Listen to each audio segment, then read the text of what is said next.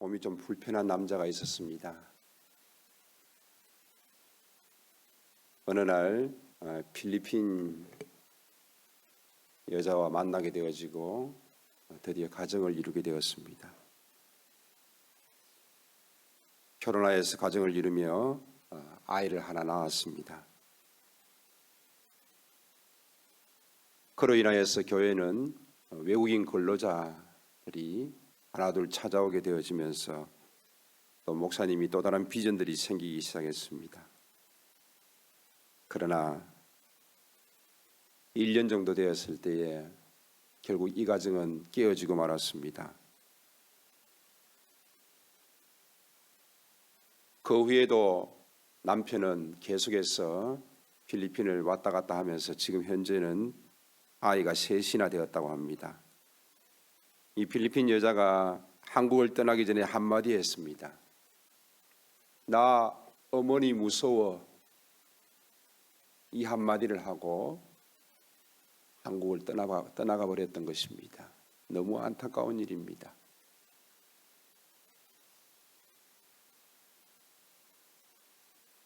교회에는 외국인 근로자들이 하나둘 모이는가 싶더니 또 다 사라지고 말았습니다.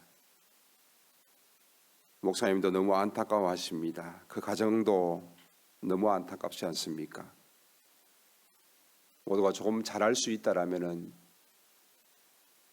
아름다운 가정을 이루고 또 복음이 전파되어지는 일에 더 효과적으로 그 일들이 나타날 수 있었을 터인데 참 아쉽습니다.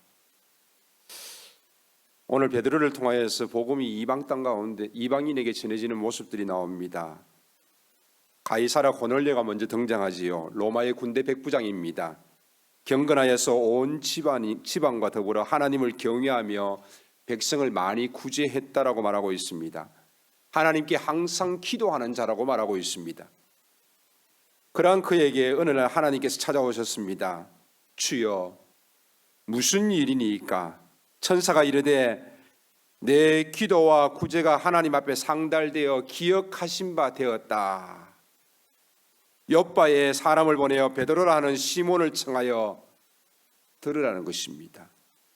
그래서 고넬료는 집안 하인 둘과 또 부하 가운데 경건한 사람 하나를 욥바로 보내게 되어집니다.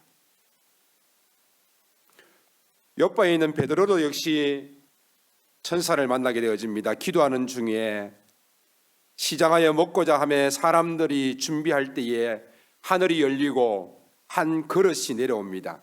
큰 보자기 같고 네 귀를 메어 땅에 들이웠더라. 그 안에 네 발 가진 짐승과 기는 것과 공중에 나는 것들이 있더라. 또 소리가 있어 가로되 베드로야 일어나 잡아 먹으라. 주여 그럴 수 없나이다. 속되고 깨끗하지 아니한 것을 내가 결코 먹지 아니하겠나이다. 두 번째 소리가 있으되 하나님께서 깨끗하게 하신 것을 내가 속되다 하지 말라. 이런 일이 세 번 있은 후 그 그릇이 곧 하늘로 올려져 갔습니다. 베드로는 이 주어진 환상이 무슨 뜻인가 속으로 너무 의아해합니다. 어릴 적부터 교훈받았던 대로 먹지 말아야 할 것은 먹지 않았습니다. 왜 환상 중에 하나님께서 깨끗하게 하셨다 하면서 잡아먹으라 하는 것입니까? 도대체 이것이 무슨 의미입니까? 이제부터 음식을 가리지 말고 먹어야 하는 것입니까? 환상 중에 찾아오셔서 무슨 의미인지 알려주지도 아니하시고 어떻게 하라고 말씀하시지도 아니하시고 그저 궁금증만 더해주고 가셨습니다. 도대체 무엇을 어떻게 하라는 것입니까? 그 이유는 얼마 가지 않아서 금방 알 수 있게 되었습니다. 바로 백부장 고넬료가 보낸 사람들이 찾아온 것입니다. 베드로가 이들을 손님으로 나그네로 받아들이게 되어집니다. 23절에 보니까 불러들여 유숙하게 하니라. 그리고 이튿날 그들과 함께 가게 됩니다. 이때에 어떤 형제들도 가니라. 사도행전 11장에 보면 베드로는 예루살렘 교회에 보고할 때에 6명의 형제를 데리고 간 것을 보고합니다. 백부장과 그의 친척과 가까운 친구들이 모여서 기다리고 있었습니다. 베드로는 그들 가운데 서면서 이렇게 말합니다. 유대인으로서 이방인과 교제하며 가까이 하는 것이 위법인 줄을 너희도 알거니와 하나님께서 내게 지시하사 아무도 속되다 하거나 깨끗하지 않다 하지 말라 하시기로 내가 부름을 사양하지 않고 왔다라고 말합니다.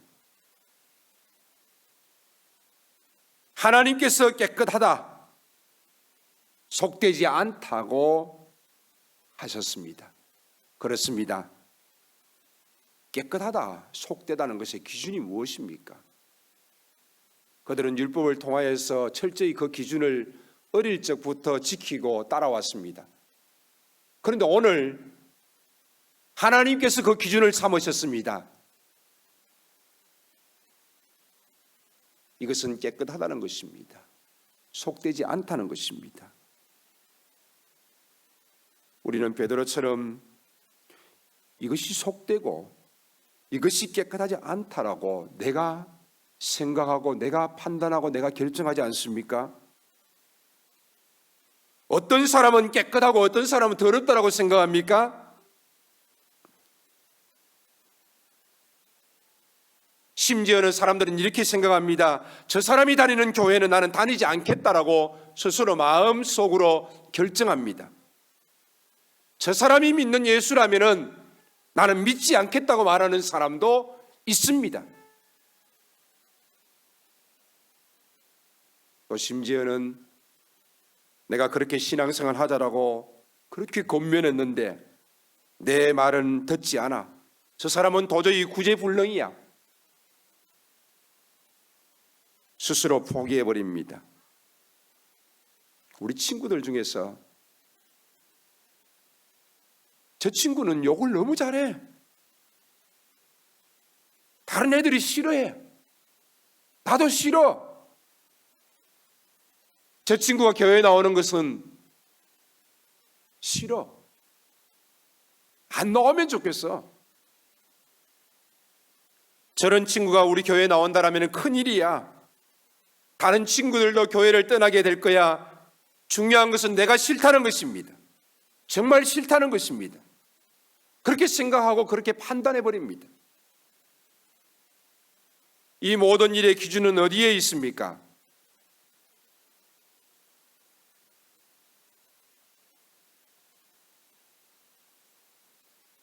이 식스 커리큘럼을 하면서 처음에 9월 달에 작년 9월 달에 그런 이야기를 한 적이 있습니다. 선은 무엇입니까? 무엇이 선이지요? 어떤 것이 선이지요? 여리고성을 함락할 때 하나님께서는 남녀노소 살아있는 것들은 하나도 남기지 아니하고 죽이라고 말씀하셨습니다. 아니 어떻게 어린아이를, 노인을, 여자를 죽입니까? 그러나 누군가를 살려두는 것은 죄입니다. 선은 바로 하나님이십니다. 하나님이 선이십니다. 속되고 깨끗한 것 역시 사람이 판단하는 것이 아니라 하나님이 하시는 것입니다. 하나님을 거부하고 내가 판단하고 내가 결정하고 내가 그 모든 일들을 이루어가는 것은 바로 하나님과 반대되는 것이요 죄입니다.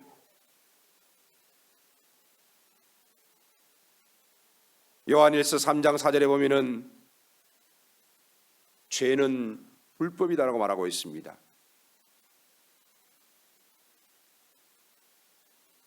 요한일서 3장 4절에 보니까 죄를 짓는 자마다 불법을 행하나니 죄는 불법이라. 불법이란 뜻이 무슨 뜻입니까? 법이 없다? 즉 무법자를 의미합니다. 자기가 법입니다. 내가 기준입니다. 이 사람을 살릴 것인지 죽일 것인지 내가 결정합니다. 내가 무너지면 안 되고 내가 원하는 대로 살아야 합니다. 바로 이것이 죄의 모습이요, 죄인됨을 말하는 것입니다. 모든 것의 결정에 바로 내가 하는 것입니다. 야고보서 4장 13절에서 17절에서는 이렇게 말씀하고 있습니다. 다 같이 한번 읽어보겠습니다. 들으라, 너희 중에 말하기를 오늘이나 내일이나 우리가 어떤 도시에 가서 거기서 1년을 머물며 장사하여 이익을 보리라 하는 자들아, 내일 일을 너희가 알지 못하도다. 너희 생명이 무엇이냐? 너희는 잠깐 보이다 없어지는 안개니라.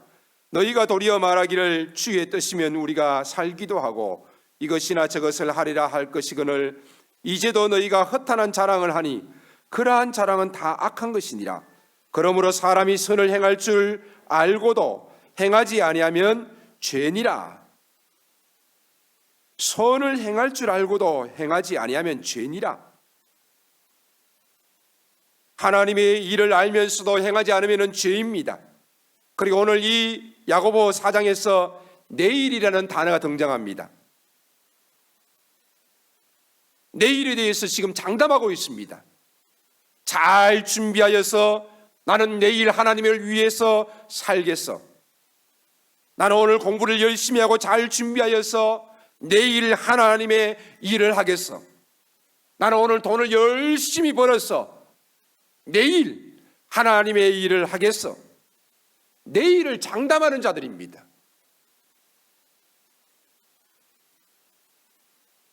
이런 수많은 사람들은 결국 오늘만 말하다가 끝납니다. 자기 계획대로 살아가고 자기 비전대로 살아가면서 하나님이 이루시는 것에서는 관심이 없습니다. 하나님 없이 내 인생을 계획합니다. 바로 이러한 모습이 죄의 모습입니다. 로마서 14장 23절 보겠습니다. 다 같이 한번 읽어봅니다. 의심하고 먹는 자는 정죄되었나니 이는 믿음을 따라서 하지 아니하였기 때문이라. 믿음을 따라 하지 아니한 것은 다 죄니라. 믿음을 따라 하지 아니한 것은 죄라고 말하고 있습니다. 즉 무슨 말입니까? 하나님에 대한 확신으로 살아가는 것이 아니라 자기 자존심과 자기 확신 가운데 살아가는 자들입니다. 이것이 바로 죄인된 모습입니다. 성경 한 구절 더 봅니다. 마태복음 7장 21절에서 23절입니다. 다 같이 읽습니다. 나더러 주여 주여 하는 자마다 다 천국에 들어갈 것이 아니요 다만 하늘에 계신 내 아버지의 뜻대로 행하는 자라야 들어가리라. 그날에 많은 사람이 나더러 주여 주여 우리가 주의 이름으로 선지자 노릇하며 주의 이름으로 귀신을 쫓아내며 주의 이름으로 많은 권능을 행하지 아니하였나이까 하리니 그때에 내가 그들에게 밝히 말하되 내가 너희를 도무지 알지 못하니 불법을 행하는 자들아 내게서 떠나가라 하리라. 아멘. 불법을 행하는 자들아 내게서 떠나가라. 네가 한 것이 도대체 무엇이냐는 것입니다. 도덕이나 윤리 개념이 아니라 하나님을 인정하느냐 아니냐, 내 마음대로 하느냐.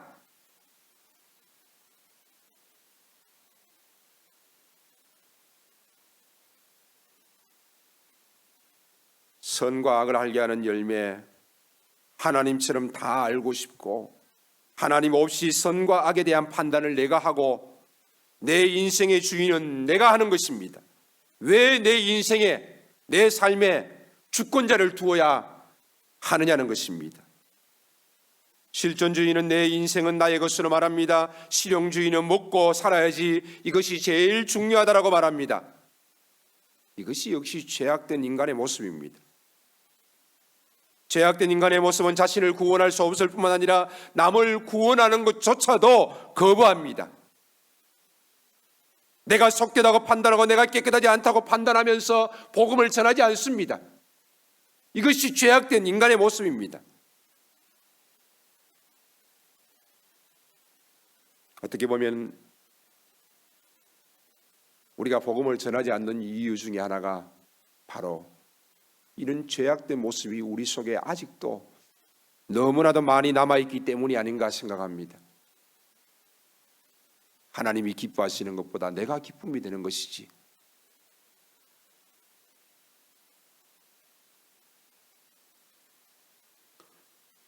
오늘 베드로는 이제 우리는 주께서 당신에게 명하신 모든 것을 듣고자 하나님 앞에 있나이다 라고 모여든 그들에게 복음을 전했습니다. 예수 그리스도를 전했습니다. 그래서 베드로가 입을 열어 말합니다. 44절 보면은 성령이 말씀 듣는 모든 사람에게 내려오시니 이방인에게도 성령 부어주심으로 말미암아 논란이 이는 방언을 말하며 우리와 같이 성령을 받았으니 예수 그리스도의 이름으로 세례를 베풀게 되리라. 하나님을 경외하는 자였고 많은 이들을 구제하는 고넬료였지만은 그에게 예수 그리스도가 필요했습니다. 그래서 하나님께서는 베드로를 고넬료에게 보내셨던 것입니다. 그리고 고넬료는 이 일에 순종하면서 복음을 전했던 것입니다. 하나님께서 창조하시고 하나님께서 사랑하시거늘 어떻게 보면 우리는 많은 사람들에게 복음을 전하기보다는 많은 사람들을 차별하고 있는지도 모릅니다.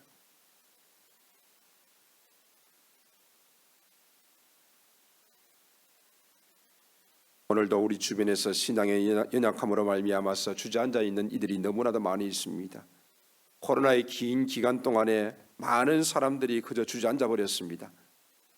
그들에게 예수가 필요합니다. 그들에게 복음이 필요합니다. 그들에게 구원이 필요합니다. 그들에게 베드로가 필요하듯이 그들에게 여러분들이 필요합니다.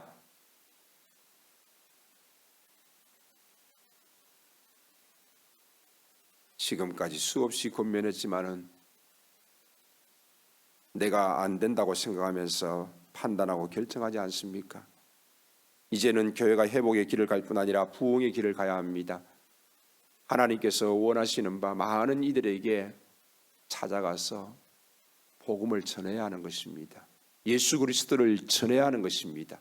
내 생각과 내 판단을 내려놓고 말입니다. 그리고 함께 하나님의 일을 이루어가야 될 줄로 믿습니다. 오늘도 우리의 죄악된 모습을 다시 한 번 더 내려놓고 하나님이 가라 하시면은 갈 수 있기를 바랍니다. 여러분 각 부서별로 각 전도회별로 각 명가별로 돌봐야 될 식구들이 참 많이 있습니다. 그들을 위해서 기도하고 그들에게 찾아가서 그들과 함께 주 앞에 나와서 예배할 수 있는 더욱더 교회가 회복되어지고 부흥할 수 있는 놀라운 일들이 우리의 손길을 통하여서 나타날 수 있기를 주의 이름으로 축원합니다. 기도하겠습니다. 살아계신 하나님 아버지 감사합니다. 오늘 이 시간 주의 음성 앞에 다시 한 번 더 겸손하게 순종하게 하시고 나를 통하여서 한 영혼 한 영혼이 주께로 돌아오는 역사가 있게 하여 주시기를 간절히 바라옵고 원합니다. 이 시간도 찬양하며 기도하기를 원합니다. 주께서 우리의 기도를 들으시고 고백을 들으시고 또한 응답하여 주시고 은혜를 더하여 주시옵소서. 예수님의 이름으로 기도하옵나이다. 아멘.